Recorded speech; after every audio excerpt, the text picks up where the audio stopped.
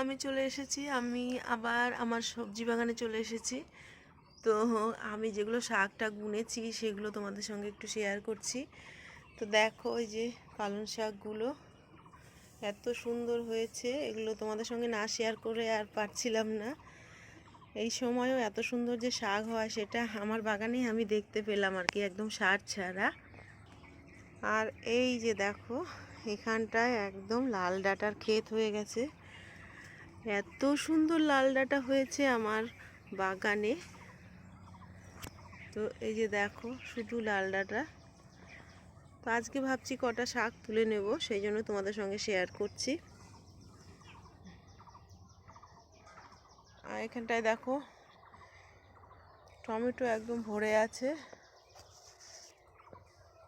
হতে হতেই আবার ভরে যাচ্ছে, তুলতে তুলতেই। কতগুলো লাল হয়েছিল, কালকে অনেকগুলোই তুলেছি, আবার লাল হয়ে গেছে। আর এই যে দেখো ভেতরে ভেতরে অনেক হয়েছে।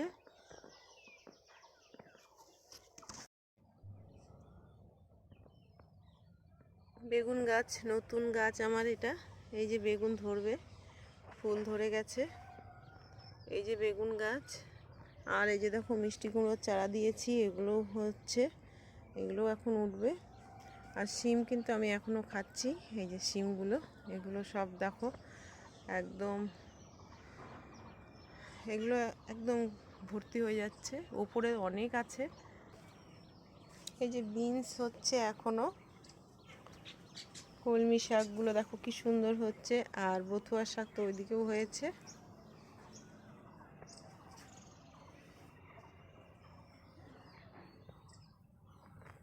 এখানে দেখো কলমি শাক নতুন করে হচ্ছে।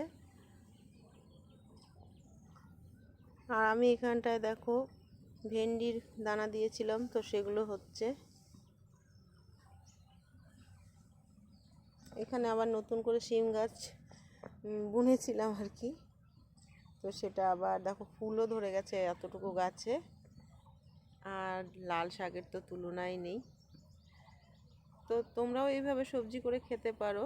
ছোট্ট আমার ছাদ বাগান দেখো, একদমই ছোট্ট বলতে পারো। তো সেখানে যে এত সুন্দর সবজি হয়।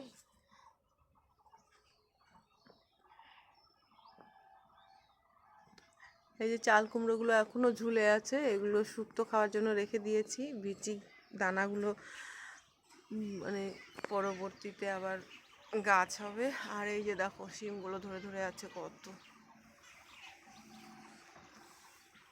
শাকের শীষগুলো কেটে নিচ্ছি। তো এই যে দেখো কেটে নিচ্ছি। এগুলো খেতে খুব সুন্দর লাগে আর একদম সার ছাড়া।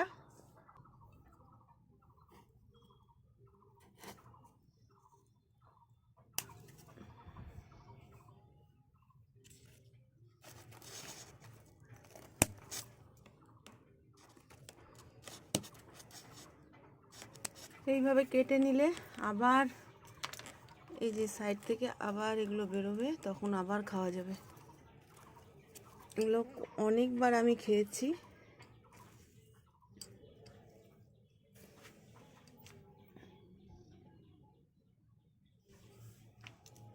তো আমি সবগুলো কেটে নিই।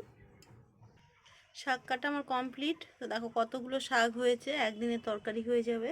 আর এগুলো শাকের চচ্চড়ি তরকারি সব কিছু নিয়ে, বিশেষ করে বড়ি দিয়ে খেতে কিন্তু বেশি ভালো লাগে। তো সেটাই কালকে করব। তো আজকে বিকেলবেলা আমি কেটে রাখলাম। আর এই যে দেখো সবগুলো শীষ কেটে নিয়েছি। এখন আবার আমি জল দিয়ে দেব। তো এতই গরম পড়েছে, জল ছাড়া হচ্ছে না আর কি, শুকিয়ে যাচ্ছে। এটা দেখো শুকিয়ে গেছে। তো এখন আমি জল দিয়ে দেবো।